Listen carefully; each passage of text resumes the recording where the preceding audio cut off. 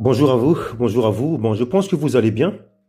Je voudrais avec vous partager avec vous ce partage que c'est dans mes études, dans mes recherches en fait. Donc, je vais le partager avec vous en ce soirée. Alors, nous allons parler ici afin que quand vous prenez euh, des, euh, votre histoire et vous devez euh, prouver ces choses avec des textes. Plus les textes sont plus anciens, donc plus de crédibilité. Et ici, on va parler ici de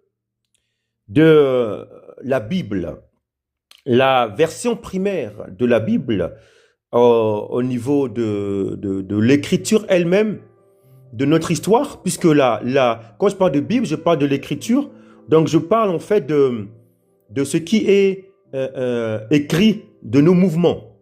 Donc déjà, lorsque nous parlons déjà de la Bible, nous parlons déjà de, de, de, de, de l'écriture de nos actions. Donc on ne va pas chercher nos actions dans une écriture. La Bible, c'est juste pour nous consoler, pour nous rappeler, pour lire ce qui est déjà en nous. Et donc vous voyez qu'il n'y a pas déjà la notion, déjà dans la Bible, là, je vais à la Bible, donc il n'y a pas de notion de la parole de Dieu, puisque la parole de Dieu, elle est déjà dans ses actions. Parce que la nature même de la notion de Dieu, vous devez comprendre de quoi je parle, est être. C'est l'action. Parce qu'on dit, au commencement était la parole. Donc l'action. Et ensuite, je parle. Et ça se manifeste. Donc, je parle sur ce qui est déjà action. Donc, déjà, la parole de l'être suprême, du tout, qu'on appelle Dieu, Djambi, que vous voulez. En fait, je dirais plutôt, parce que si on rentre dans la définition de Dieu, hein, dans son origine même, je dirais c'est l'ensemble des lois, tous les lois universelles dans lesquelles nous sommes, en particulier les 7 lois, la loi de la semence, de la récolte, la loi vibratoire, la loi du genre, la loi de la polarité, la loi mentale du cosmos, la loi, c'est toutes ces lois dans lesquelles nous sommes, que l'on veuille ou pas, on est gouverné par ces lois.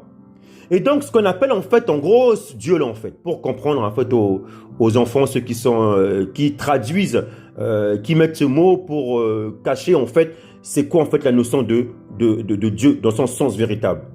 Donc là, la Bible en fait, c'est écrire simplement ces lois dans les formes écritures. En fait, nos actions. Donc lorsqu'on dit la parole de Dieu, en fait, en fait, ce sont nos actions. Parce que Dieu, dans sa nature, en fait, c'est action et je parle sur ce qui est écrit, sur ce qui est actionné.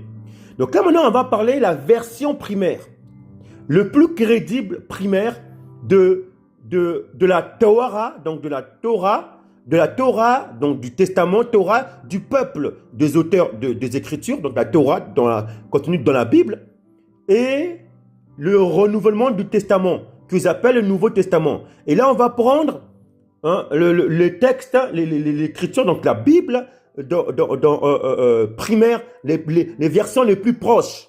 Donc, vous avez reçu un message, comme nous disons, que la version la plus proche, c'est la nature. Donc ça, elle ne peut pas le factifier. Après, ce sont des pierres. Et donc, pierres, hiéroglyphes, toutes ces choses, papyrus. Et là, donc, on va comprendre maintenant la version primaire de la Bible dans laquelle nous les avons aujourd'hui. Cette Bible que beaucoup d'entre vous connaissez, je vais prendre celle-ci par exemple, celle-ci que j'ai moi en paléo-hébreu, celle-ci que vous voyez ici, voilà, la Bible que vous voyez ici, voilà, paléo-hébreu français. Et celle-ci, en fait, elle est venue après. Celle-ci, en fait, ça a été traduit au temps de 5e siècle, au 6e siècle, 5e siècle, avant notre ère, dans leur calendrier. Donc, c'était au temps de Esdras.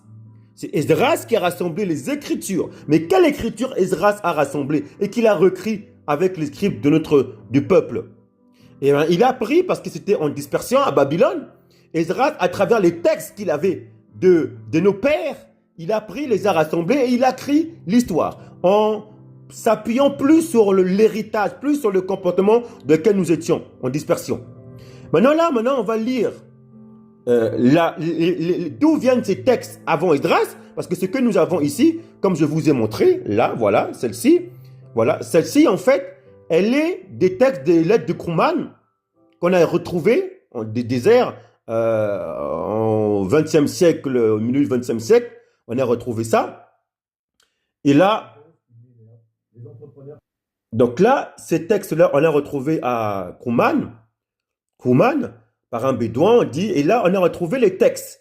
Et ces textes-là que vous avez, votre Bible, là, vous devez savoir que ces Bibles ont été rassemblés des textes de la Torah, et la Torah, donc, que j'appelle l'Ancien Testament, donc c'est une culture d'un peuple, l'histoire, ses pérégrinations, et les prophètes. Et ça a été traduit par Esdras, qui était aussi un hébreu, avec des scribes. Ils ont repris, donc d'où ils avaient quel texte, Esdras? Et bien là, maintenant, on va voir les textes que Esdras avait qui venaient d'Égypte. Des pierres, des papyrus.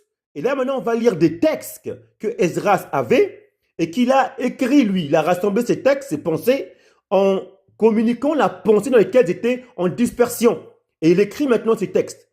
Et là, maintenant, nous allons voir maintenant tous les textes de Genèse, Exode, Lévitique, Genèse, Exode, Lévitique, Nombre, Deutéronome, avec les prophètes, ces choses.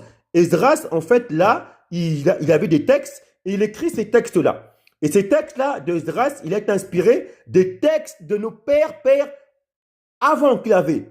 Et là, maintenant, je vais vous prendre des textes. Vous allez voir pourquoi je vous dis ça. Parce que ces textes d'Esdras ont été traduits en araméen, carré, paléobreu, Congo, et paléobreu, tout ça et tout. Et ensuite, après, en gréco-romaine, et après, en français.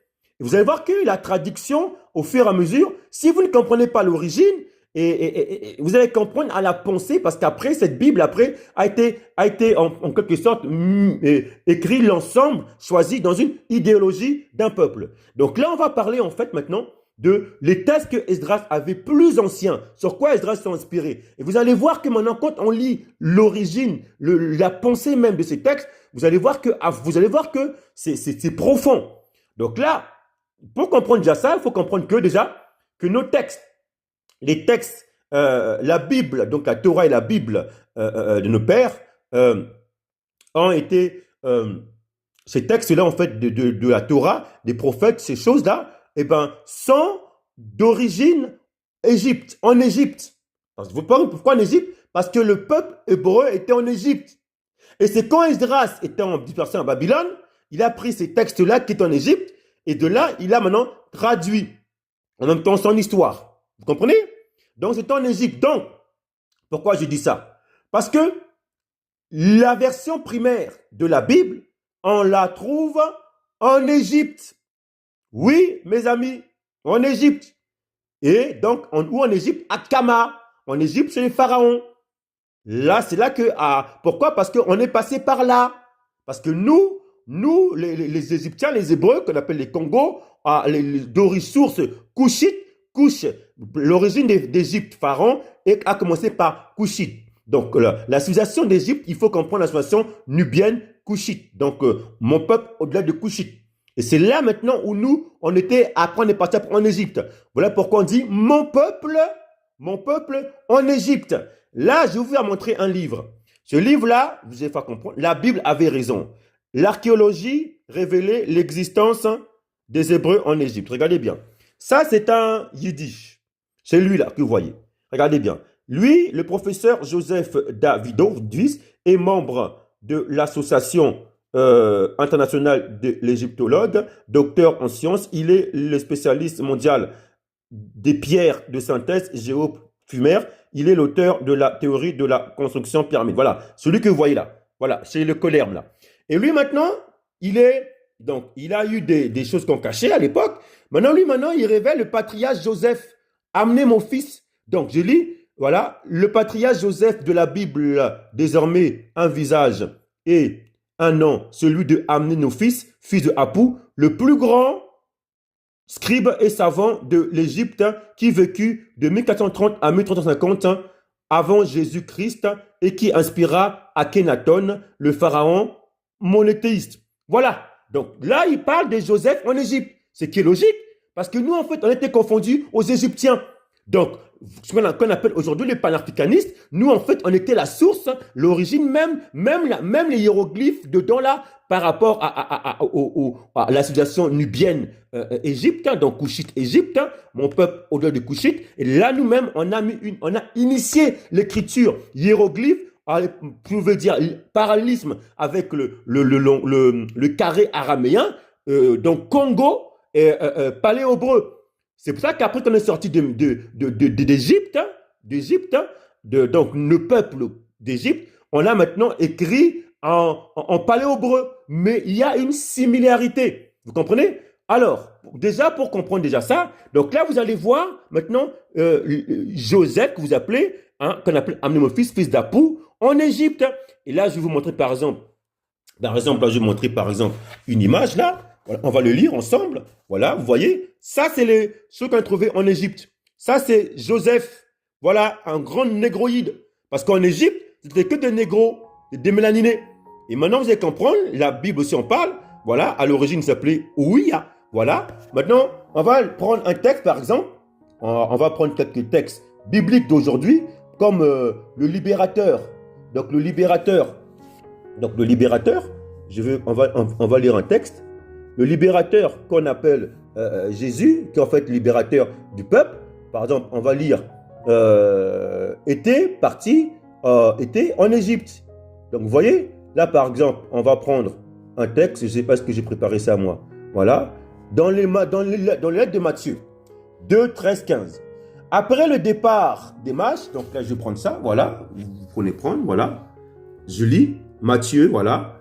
Après le départ des mages, voici que l'ange du Seigneur apparaît au songe à Joseph et lui dit: lève-toi, prends l'enfant et sa mère et fuis en Égypte. Reste là-bas jusqu'à ce que je t'avertis. Alors pourquoi libérateur, donc Yachai, qu'on appelle nommé Jésus dans leur traduction, parce que c'est libérateur, est parti en Égypte? C'est là où il a étudié. En fait, il est parti, il avait les versions, lui, directes, en Égypte. Pourquoi? Parce qu'on était en Égypte. Vous voyez, par exemple, dans Exode, vous allez comprendre, dans Exode, voilà, là je vous montre le fils Amnéphis, Joseph, qui est là, dans Exode, voilà, on va prendre dans Exode, on lit. Le Seigneur continue, Exode 3, 7. Le Seigneur continue. J'ai vu la misère de mon peuple en Égypte. Je l'ai entendu crier sous les coups de ces chefs égyptiens. Oui, je connais ses souffrances. Voilà, donc là, vous savez qu'on est parti en Égypte. Maintenant, dans les prophètes Ésaïe, plusieurs versions. J'ai dit Ésaïe, version Darby, 19, verset 25. Car il y a des armées le bénira, disant: béni soit mon peuple en Égypte, et à la Syrie, l'œuvre de mes mains, et en Israël, mon héritage. Qu'est-ce que le prophète dit? Il dit: béni soit mon peuple en Égypte. Quel est le peuple? Donc le peuple hébreu en Égypte, Isaïe 19, 25, et en Assyrie, et à Israël, mon héritage. Il parle en fait des pérégrinations des Hébreux. Donc, les Hébreux qui étaient à la Syrie, Couchite. Donc, là, il dit: lève de mes mains l'héritage. Et c'est la source au-delà de Couchite. Israël, en fait, il y a Assyrie, en fait, l'ancienne Couchite, en fait, qui sort de là, qui est l'origine de l'Égypte. Quand vous voyez la bénédiction, les richesses en Égypte, c'était le peuple hébraïque avec les Égyptiens depuis Nimrod, Terah, Nimrod, Couchite. Et là, c'était le peuple, ils ont œuvré ensemble. C'était le peuple. Donc, vous voyez, donc, Ésaïe 19, 25. C'était une preuve. Maintenant, je vais vous montrer maintenant Ézéchiel. Le prophète Ézéchiel, pareil, disait dans Ézéchiel, j'avais déjà lu ça, 29, verset, vers 29, on lit: voici ce que dit le Seigneur, l'Éternel: au bout de 40 ans, je rassemblerai les Égyptiens, des peuples chez lesquels ils auront été éparpillés. Je ramènerai les déportés des Égyptiens, je les ramènerai dans le pays, dans le pays de Patros, dans leur pays d'origine, et là, ils formeront un royaume modeste. Ce serait le plus modeste des royaumes, et il ne s'élèvera plus au-dessus des nations. Et je les affaiblirai afin qu'ils ne dominent pas sur les nations. La communauté d'Israël qui est en Égypte ne sera plus tenté de faire confiance à ce royaume, mais il lui rappellera la faute qu'elle a commise en se tournant vers lui. Ils reconnaîtront alors que je suis le Seigneur, l'Éternel. Voyez, là on rappelle dans l'histoire par Ézéchiel que les Hébreux étaient avec les Égyptiens. Voilà pourquoi nous étions voisins avec les Égyptiens. Donc toute la civilisation depuis Couchite, Nubien, Égypte, nous on était liés avec eux. Maintenant on dit, mon peuple qui est en Égypte, béni soit. C'est-à-dire que la bénédiction des richesses en Égypte, c'était source des Hébreux. Maintenant, quand Alexandre le Grand, ou le Petit, Alexandre le Grand, au temps de Ptolémée, est venu là où l'Égypte a commencé à perdre, il y a une chute, il est venu, il a donné la main aux Kamites. Et nous, maintenant, on était cachés. Donc, toutes les richesses des bénédictions, c'était parce qu'il y avait les Hébreux qui étaient là. Ça veut dire que l'Égypte a été bénie, source de la tunique des Hébreux. Voilà pourquoi là, ce chercheur-là a prouvé, il est parti là-bas et il a vu des traces des Hébreux en Égypte. Donc, il a écrit des textes poétiques. C'était un ministre, un manager. C'était quelqu'un qui a fait des grandes... C'était un alchimiste, un mathématicien, un scientifique. Et après est venu Akhenaton. Vous voyez? Et c'est de là qu'est venu après Akhenaton, soi-disant le monothéisme. Mais nous, on était aussi monothéistes quand on dit les divinités d'Égypte. En fait, c'était... Comme ils ne comprenaient pas, vous allez comprendre pourquoi. Parce qu'ils ont voulu, cacher en fait l'origine, la science des choses. Nous, les Hébreux, avec les Kamites, panafricanistes, c'est pour ça que quand on vous parle de l'Égypte, Pharaon, eh ben, on vous parle dans un côté péjoratif, parce que les Grécos, quand ils sont revenus, il y a eu un chiffre entre Ptolémée, au temps d'Action des Grands, ils sont venus, ils ont serré les mains aux Kamites, et nous, on était cachés. Et là, maintenant, après, ils ont pris toutes les richesses de bénédiction dont on a œuvré avec les Kamites, et maintenant, ils les ont falsifiés. En gros, ils les ont cachés, et ils ont mis leurs dieux, comme Zeus, comme Marie, Isis, ces choses-là. Vous comprenez? Maintenant, une preuve, on va maintenant lire. On va lire un texte. Vous voyez, Esdras, je vais prendre un texte. Un texte qui était 808 siècles avant Jésus-Christ, avant Libérateur. Ça veut dire avant même Esdras. Esdras, c'est au 6e siècle, 500 et quelques, 400. Je vais prendre un texte que Esdras a eu, qui est directement, on va le traduire. Un texte qui date de 8e siècle, donc avant la Bible même que vous avez là, avant la Bible que vous avez là même. Donc c'est un texte qui est, attendez, je prends ce texte, voilà. Où est-ce qu'il est? Je le prends, voilà. Je prends ce texte, voilà. Je l'ai, en fait, c'est un texte, je vous encourage de prendre. Il y a 415 pages. Moi, je l'ai téléchargé. Et d'ailleurs, il va tout serait imprimé. Voilà, un texte. Et ce texte-là, c'est 8e siècle. Et ça, en fait, c'est les vers dorés de Pythagore. Parce que Pythagore est parti en Égypte.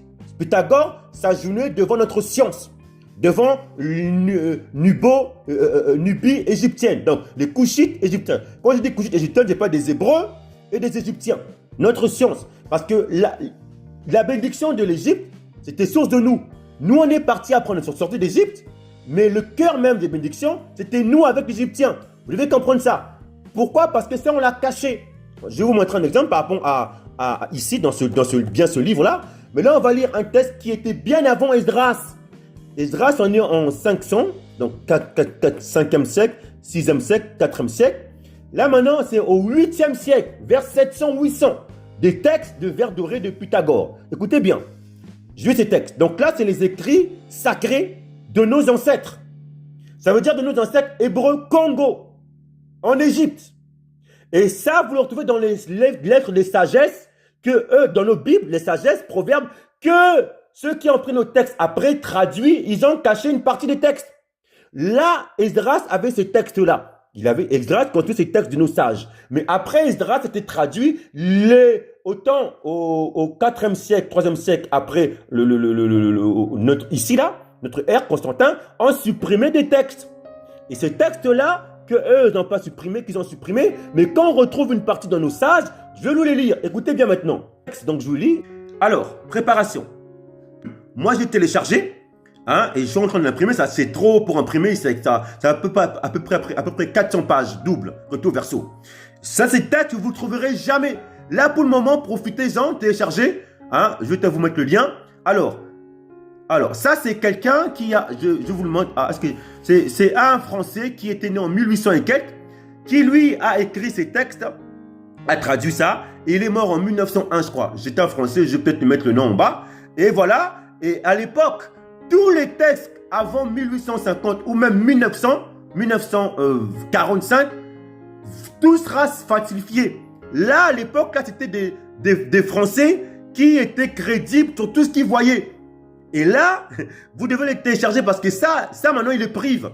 Il les prive ça. Parce que maintenant, tous les textes après 1900 et quelques, c'est des textes qui vont être plagiat. Ça, c'est des vieux textes. Et donc, là, vous verrez les textes vraiment fidèles à peu près aux textes de nos pères, de nos ancêtres. Et là, vous lisez les écrits sacrés de nos ancêtres que Esdras avait. Je lis, on lit. Rends au Dieu immortel le culte consacré. Garde ensuite ta foi. Revers la mémoire des héros bienfaiteurs des esprits demi-dieux. Voyez là? Ça, c'est l'écriture traduite comme il le faut. Rends au Dieu immortel le culte consacré. Écoutez bien. Là, on parle de honore tes parents, tes ancêtres. Les dieux immortels, là, comme eux croyaient que c'était des divinités, en fait, plusieurs dieux, non. Nous, on était monothéisme. On était Akab. L'ensemble des lois, c'est un. Alayam. Quand on dit rends au Dieu immortel de culte consacré, ça veut dire nos ancêtres immortels en la lumière de Christ, de Kesh, en la lumière de nos restaurés, libérateurs de la connaissance pour que nous puissions maintenant restaurer notre chute. Rends au Dieu immortel de culte consacré, donc on est consacré, le sacré. Garde ensuite ta foi, donc ta confiance consacrée. Révère la mémoire. Vous voyez pourquoi la mémoire? Ce sont nos dieux, nos ancêtres, qui sont des dieux des vivants, des héros bienfaiteurs, des esprits demi-dieux. Donc là, on parle de nos ancêtres. Quand Shaoul il dit que, je parle de la restauration de l'Alliance, Shaoul dit quoi? Il dit que honore ton père et ta mère, nos ancêtres. Nos ancêtres en le Christ. Et c'est ce qui est dans notre constitution. 5e parole.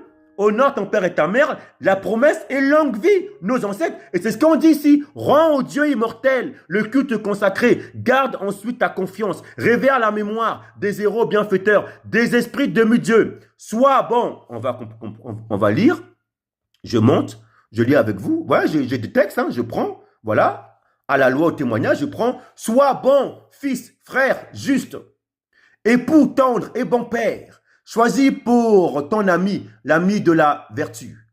Cède à ses doux conseils, instruis-toi par sa vie, et pour un tort léger, ne le quitte jamais. Si tu le peux, du moins, car une noix sévère, attache ta puissance à l'excité. » Pourquoi je vais vous lire ça? Je vous lis ça. Parce que, après ces textes-là ont été supprimés et cachés. Là, moi, je prends directement dans la bibliothèque de nos textes, de nos pères directement. Vous voyez? Parce que Esdras a pris une partie de là, il a écrit, on a rassemblé, il a mis tout ça. Là, je prends le texte direct. Alors, et pourquoi? Parce qu'il y a des textes, on va lire plus tard, qu'ils ont cachés. C'est-à-dire, à un moment donné, on vous dit, on vous révèle des choses. Pourquoi? Parce que quand ils ont pris nos textes, après Esdras, traduit, ils ont créé des croyants. Un croyant, c'est quelqu'un qui prend et qui ne vérifie pas. Or, ils ont caché un texte là qui nous ont avertis de cela. On va le lire. Il t'est donné pourtant de combattre et de vaincre tes folles passions. Il t'est donné pourtant de combattre et de vaincre tes folles passions. Apprends à les dompter. Voyez? Assujettis ton corps. Sois sobre, active et chaste. Évite la colère. En public, en secret ne te permet jamais. Rien de mal. Et surtout, respecte-toi toi-même. Et surtout, respecte-toi toi-même. Ils ont caché ces textes, hein. Je lis. Ne parle et n'agis point sans avoir réfléchi. Je vous parle que ces textes sont de nos pères. Nous, les écrits sacrés. Que Esdras savait. Ça, c'est avant la Bible d'Esdras, hein, de nos pères. Ça, c'est bien avant. Esdras a pris, il a écrit, il a rassemblé, il a écrit, il a fait un résumé. Là, je vous prends les textes que le libérateur Jésus est parti en Égypte, que lui, Yahshua, libérateur, avait. Ne parle et n'agis point sans avoir réfléchi. Sois juste. Souviens-toi qu'un pouvoir invincible ordonne de mourir. Que les biens, les honneurs. Je continue. Vous allez comprendre pourquoi je vous lis ça d'abord. Après, on va lire Joseph amener mon fils en Égypte. en Égypte. Là, ce texte en latin, voilà, le français qui a traduit, voilà. Et ça, c'est plus vieux, ça, c'est au 8e siècle, hein, avant les textes de Esdras. Donc, ça, c'est une continuité que Esdras avait. Je lis, facilement acquis, sans facile à perdre. Et quant aux mots qu'entraîne avec soi le destin, juge-les ce qu'ils en supportent, juge-les ce qu'ils sont, supportez-les et tâche. Écoutez bien, juge-les. Je reprends, facilement acquis, sans facile et perdre. Et quant aux mots, donc l'animosité, qu'entraîne avec toi le destin. Qu'entraîne avec toi le destin. Donc là, il nous dit qu'il y aura des mots, tout ce qui va arriver. Et quant aux mots qu'entraîne avec soi le destin. Juge-les ce qu'ils sont, supporte-les et tâche. Juger, c'est quoi? Paul, il dit que jugeons-nous entre nous. C'est-à-dire que nous, quand on est unis, intimes, il faut qu'on marche dans la consécration, fidèle, qu'on honore le Dieu de nos ancêtres, dans la confiance pure consacrée. Donc, quand on est en famille, on se juge. Ceux qui n'aiment pas se sentir jugés, c'est-à-dire le comportement, ouais, mais non, il faut tolérer. Entre nous, on est comme ça. Et là, il dit, juge-les ce qu'ils sont, supporte-les et tâche. Continue. Autant que tu pourras d'en adoucir les traits. Les dieux aux plus cruels n'ont pas livré les sages. Voilà, parce qu'il y a encore des sages.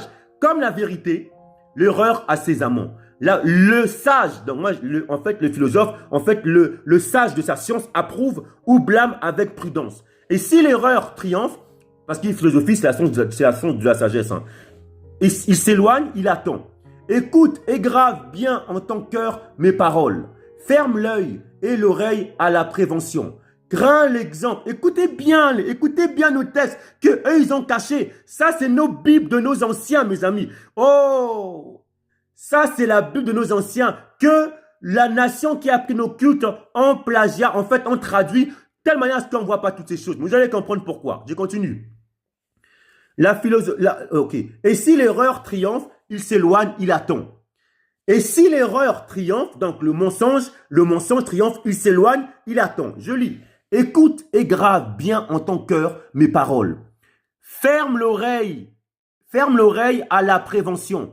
Crains l'exemple d'autrui, pense d'après toi-même. Écoutez bien, écoute et grave bien en ton cœur mes paroles.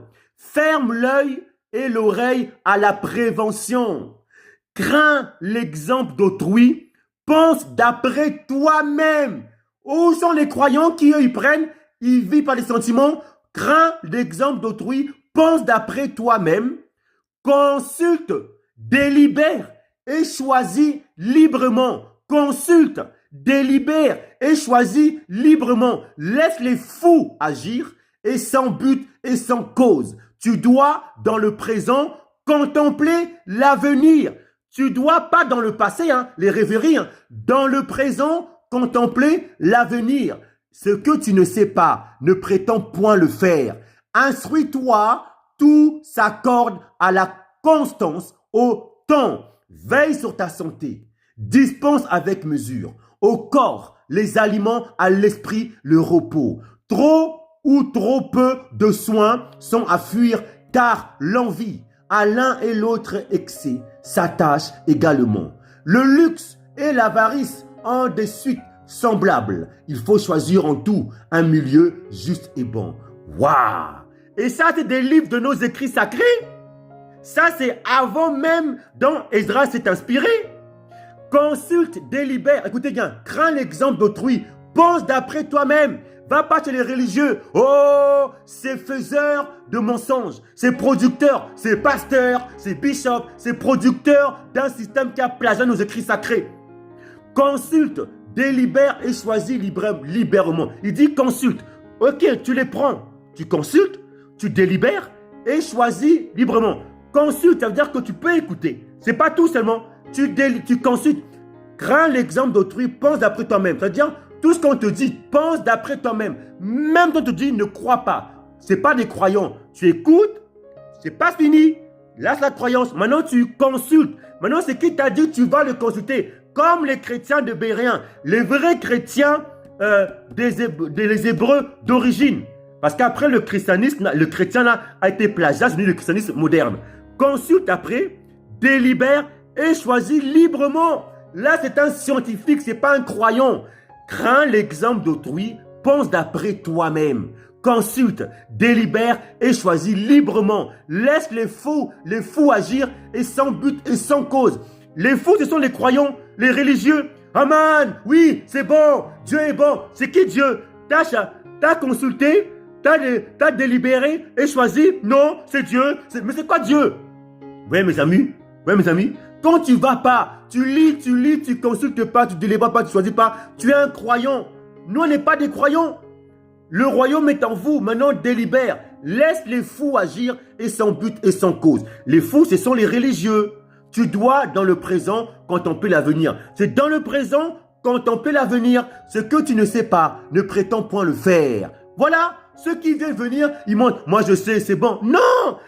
Marche à ton niveau, à toi. Instruis-toi. Tout s'accorde à la constance au temps. Voilà, mes amis. Veille sur ta santé. Maintenant, regardez bien maintenant. On va prendre ce livre-là de Joseph. Je vais lire avec vous. 5, je vais le lire comme ça vous allez bien le recevoir et pour le lire. Alors, on va le lire. Alors, je lis avec vous. Alors, les Égyptiens considéraient Amnémophis, fils de Apou, voilà, je lis, comme l'un des plus remarquables savants de leur civilisation. Ce génie, qui vécut au moins 80 ans, pendant les règnes de Toutmosis III, Amenhotep II, Toutmosis IV, Amenhotep III, fut le second grand héros national de l'Égypte.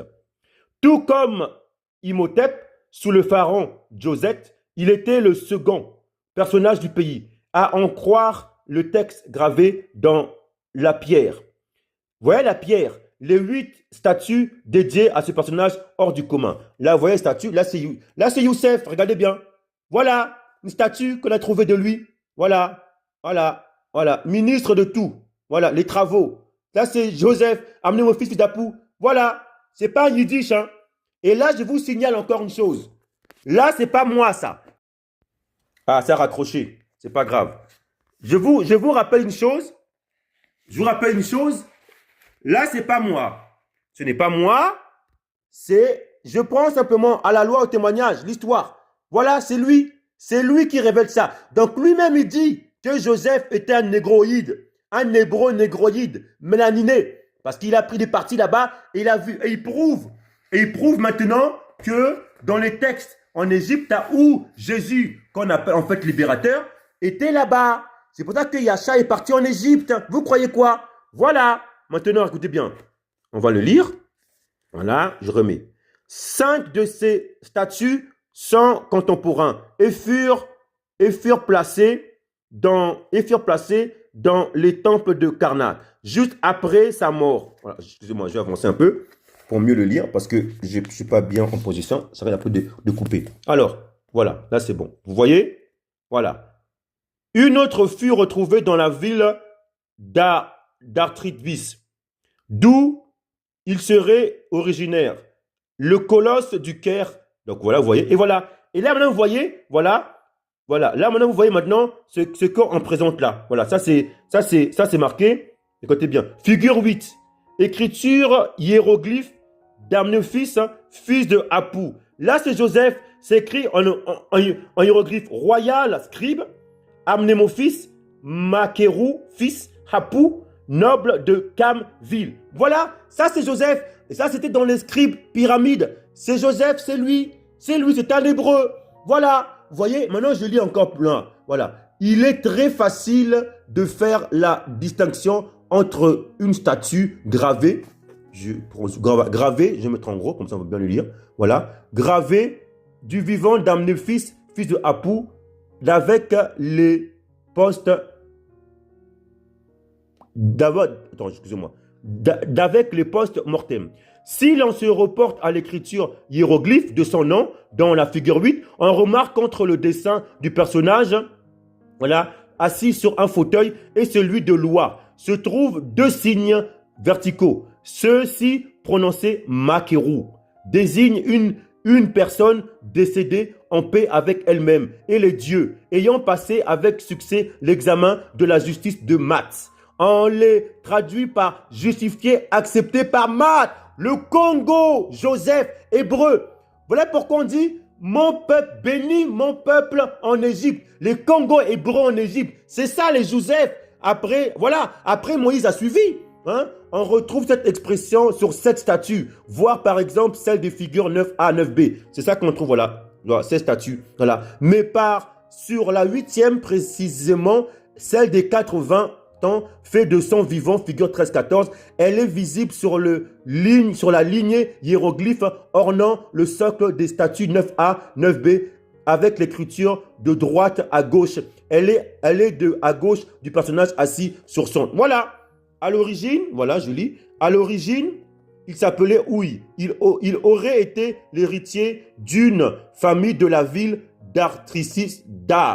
d'Atribis et il devint l'un des personnages les plus influents et les plus puissants sur plusieurs pharaons du 8e siècle. Donc là, après, lui en fait, c'était entre, je vais vous dire, voilà, c'était, vous allez voir quand on va lire les sommaires, on va prendre le sommaire, voilà, pour mieux comprendre, voilà. Vous voyez, là, voilà, je vous montre ça, voilà. Chapitre 5. Le grand savant alchimiste de l'Antiquité égyptienne, Amnémophis, fils de Apou, en 1437-1356 avant Jésus-Christ. Voilà, au temps où Joseph. Et après, Moïse est venu, après vers 1200, et on est sorti d'Égypte. Après, Esdras, c'est vers 500. Et ça, ces textes-là, c'est bien avant. C'est pour ça qu'après, Esdras a consulté les mêmes textes que le libérateur Jésus, là, libérateur, est parti prendre en Égypte. Voilà les Congos. Voilà, mes amis. Quand on vous parle de la bibliothèque en Égypte et toute la civilisation maintenant, je vous révèle une chose maintenant. Pourquoi je vous parle de ça? Vous voyez, là, on parle alchimiste, l'expression, fabrication des statues, voilà. Les colosses, voilà. L'homme d'État, origine de l'histoire des Hébreux. Hein, le surdoué, le créateur. Pourquoi tant de statues pour amener au fils de Apou? Voilà, voilà mes amis. Voilà, mis en prison, fils de Apou, mis en prison. Voilà, véritable enfant adoptif du roi de Nord. Quand amené au fils devient Ouï, fils de Apou, voilà, l'expatrié. Voilà, et là, c'est bien ce que je vous ai montré. Voilà, la Bible avait raison. Hein, l'archéologie, existence des Hébreux en Égypte. Et c'est lui, tout simplement, l'histoire. Voilà. Et là, on parle de la patriarche Joseph de la Bible a désormais un visage et un nom. Celui de Amnémophis, fils de Apou. Voilà, mes amis. Maintenant, pourquoi je vous dis ça? C'est pour ça que le libérateur Yachai, qu'on appelle Jésus, est parti en Égypte. Parce que lui, quand je lis tous ces textes-là, dans les papyrus, dans les pierres, il a une éducation en Égypte, initié chez lui-même sa nature. Et quand il est venu après, 12 ans après, il est reparti. Il est revenu peut-être, je sais pas, peut-être qu'il est parti en Couchite, en Assyrie, Proche-Orient, où là encore, où on était encore l'œuvre de mes mains, à la Syrie, c'était toujours nous. Et donc, il a appris ces choses, initiées. Donc, mes amis, donc vous lirez ce livre-là, prenez-le, je vous encourage. Voilà, ça c'est ce que j'avais déjà, je vous demande dans la bibliothèque. Voilà, quand l'enquête précise, ou voilà, je vous lis encore un texte que je voulais prendre. Bon, c'est pas grave. Maintenant, pourquoi je vous dis ça? Regardez bien. Je vous prends encore un texte. Ce texte-là, c'est un français, je crois. Je vais le lire. Ça, pareil, je vous l'encourage de le. Voilà. C'est un français, je crois, qui a écrit. Il s'appelle. Là, vous ouvrez une chose. Il s'appelle, ce français. Comment il s'appelle? Attendez, je vais peut-être prendre celui-ci. Voilà. Voilà. Il faut que je vous donne le contenu.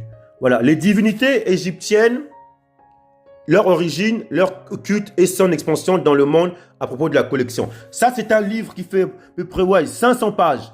Et quand je dis les divinités égyptiennes, en fait, c'est qu'eux, ils ne comprenaient pas. Ils pensaient que nous, les Congos, les Hébreux, avec les Égyptiens, on était des on avait plusieurs, en fait, dieux. Non, en fait, quand on appelle les divinités, en fait, c'était nos ancêtres. C'était nous, en fait, unis en un seul créateur puissant. Pas plusieurs, un seul. Donc, du coup, lorsque on va lire ça, vous allez comprendre. Mais comment il s'appelle? Ah, j'aurais dû, voilà, je vais peut-être le prendre, on va le lire. Je vais vous donner quand même les mentions de ça, en fait. Voilà. Donc, c'est la librairie, donc celui, l'auteur, là. voilà, en 1966. Hein. Il s'appelle Olivier Beauregard, son expansion dans le monde. Et lui, il parle de la civilisation égyptienne dans nous, sacrée, nous-mêmes, à Kham, où Yacha était, voilà, leurs origines, leur culte. Et là, lui, maintenant, il écrit. Et ça, lui, il est mort en 1901 ou 2. Et là, vous retrouvez des choses cachées. On va lire, voilà. Je prends 3 traits, je crois. J'avance, on va le lire. Et on va comprendre au niveau du préface. Donc là, voilà, préface. Alors, écoutez bien. Je lis. Quand parut, voilà, je lis. Quand parut la religion de Mahomet, les chrétiens crièrent à l'idolâtrie contre les nouveaux arrivants. Et ce cri de l'ignorance et de la spéculation qui avait déjà si bien reçu contre les Égyptiens, les Grecs et les Romains, sans cesse et partout répété par des milliers de fanatiques éperdus, aurait sans doute eu contre les Mahométans sans succès d'autrefois. Si, il y a 12 siècles, il y eût été aussi difficile de comprendre les écrits de Mahomet, de voir et de visiter les pays mahométans qu'il est aujourd'hui difficile de lire, dans les dialectes sur lesquels la confusion des langues a fait l'obscurité la plus profonde, et de visiter ce pays nommé la haute antiquité, devenu un mirage presque effacé, tant la portée loin avec elle la fumée des incendies qui ont consumé les chartes civiles et religieuses des premiers peuples civilisés. Qu'est-ce qu'on vous dit là? On vous dit en fait que la civilisation gréco-romaine, donc les chrétiens en fait, on révèle en fait que les chrétiens, toutes ces choses-là, ont copié au niveau de la divinité des Égyptiens, de nous en fait, Hébreux. Donc il y avait une nation hébraïque qui, eux, étaient avec les Kamites, avaient leur culture. Et nous, on est partis des Kamites, et eux, maintenant, ils ont caché, ils ont en fait diabolisé en fait la spiritualité des Hébreux, donc des Égyptiens, et pour rendre syncrétisé, et ils ont créé leur modernisme christianisme. Et là, ils disent que les chrétiens crièrent à l'idolâtrie contre un nouveau arrivant. Et plus tard, après, de leur siècle à eux, le Mahomet est venu. Eux, ils avaient les mêmes choses que nous, les Hébreux. Eux, ils ont dit non, les chrétiens crièrent à l'idolâtrie. Donc, en fait, ils disent attention, ce peuple, contre les nouveaux arrivants. Non, il faut diaboliser leurs idoles. Comme ils ont fait chez nous. Ils sont venus chez nous, ils ont dit non, ça c'est diabolique. Chez nous, ils ont tout pris et nous ont rendu diaboliques. De nos objets diaboliques, nos choses, toutes ces choses, et puis ils ont pris ce qui est à nous vers eux. Vous comprenez? Et ça prouve en fait que, la Bible que vous avez là, modernisme, christianisme, en fait, c'est un plagiat. Ils ont diabolisé la spiritualité pure. Donc, la Bible, l'écriture, les cultures de ce peuple israélite, donc Égypte. Donc là, je suis en train de vous dire, en fait, là, je suis en train de vous dire quoi, en fait? Je suis en train de vous dire, en fait, c'est ça que je suis en train de vous dire. Voilà. L'archéologie révèle l'existence des Hébreux en Égypte. En fait, l'origine, la Bible, tout ça en fait, la version primaire, c'est en Égypte. Dans les pyramides papyrus, pyramides depuis Enoch. Et après, nous on est sortis d'Égypte. Esdras avait des textes. Il a pris depuis Sumer dans les textes. C'était nous. Bentera, Terra, Hébreu. Donc, ce qu'on appelle en fait aujourd'hui dans l'histoire la situation nubienne égypto, c'est-à-dire les Couchites. Quand on parle de Couchites, la Nubie, on parle de la situation Égypte. Et la source à ce peuple, au-delà du peuple de Couchites, mais dispersés, ce sont eux, les Hébreux israélites. Ce sont ces chrétiens qu'on appelait chrétiens là, au 1er siècle là, qui étaient là, qui avaient leur culte, parce qu'on a péché. Et là maintenant, dans la dominance gréco-romaine, eux maintenant ils ont pris, il y a eu un mélange. Et du coup, ils ont syncrétisé de ces choses-là. Et du coup, maintenant, ils ont enlevé des textes là, des textes d'origine. Nous, on a pris les textes de Esdras là, mais Esdras a pris aussi des textes qu'il avait en Égypte là-bas. Donc, la Bible, elle est source d'Égypte. Mon peuple en Égypte, béni soit en Égypte. Donc, mes amis, Yacha est parti en Égypte. Et c'est pour ça que vous dites que l'hiéroglyphe, le Congo, le paléobreu, C'est quand vous devez comprendre ces textes-là. Et ce qui dérive des Congo, du paléobreu. Congo, après vient les langues de terre chaude comme le lingala. Parce que le lingala a beaucoup de ressemblances au niveau du paléobreu, au niveau des textes même araméens, carrés, qui sont proches. Vous voyez? Donc voilà mes amis, là je vous ai pris un texte qui est plus proche, crédible que quand vous lisez la traduction de nos sages proverbes, choses comme ça. Là c'est plus propre, comme je vous l'ai lu sur les vers de Pythagore là. Voilà mes amis, facilement acquis. Voilà, comme la vérité et l'erreur à ses mains, la philosophie approuve ou blâme avec prudence. Et si l'erreur triomphe, il s'éloigne, il attend. Écoute et grave bien en ton cœur mes paroles. Ferme l'œil et l'oreille à la prévention. Crains l'exemple d'autrui. Pense d'après toi-même. Consulte, délibère et choisis librement. Laisse les fous agir. Et les fous, c'est les religieux, hein, agir. Et sans but et sans cause. Tu dois, dans le présent, contempler l'avenir. Ce que tu ne sais pas, ne prétends point le faire. Instruis-toi. Tout s'accorde à la connaissance Voilà, donc là, on voit plus bien. Voilà. Voilà mes amis. Donc, c'est pas grave, on voit plus bien. Donc, vous voyez, après avoir accommodé, donc là, c'est pour vous dire que nous sommes venus sur l'origine. Vous voyez? Donc là, en fait, c'est pour vous dire, voilà, l'origine. Ce livre-là, vous pouvez le prendre, hein, la Bible. La Bible avait raison, voilà, de cet auteur-là. Voilà, Joseph Davidovtis, qui a écrit beaucoup sur les Hébreux au Congo, en Égypte, à Kam. Donc là, voilà, je m'arrête là maintenant. La version primaire la plus proche, traduite direct, vous pouvez les consulter là. Via la Torah aussi, mais lisez-les avec une bonne traduction pour mieux comprendre. Et là, je vous ai pris des textes sacrés qui nous correspondent. Donc voilà, la version primaire de la Torah en Égypte. Mon peuple en Égypte et à Couchite. Voilà mes amis. Voilà pourquoi nous on est confondus avec les Cam. Eux appellent aujourd'hui leur mouvement camitisme. Nous on est des Cam. C'est pour ça que Yachar, le libérateur, est parti justement en Égypte, à Cam, pour l'éducation. Et nous pareil. Voilà mes amis, je voulais partager ça avec vous. Voilà, allez, attention à vous et attention à vous. Passez du bon temps dans notre vie de restauration. Retour à Cam. Retour à l'origine. En notre bénédiction. Voilà. Salutation. Encore bonheur et grâce et faveur à vous-même.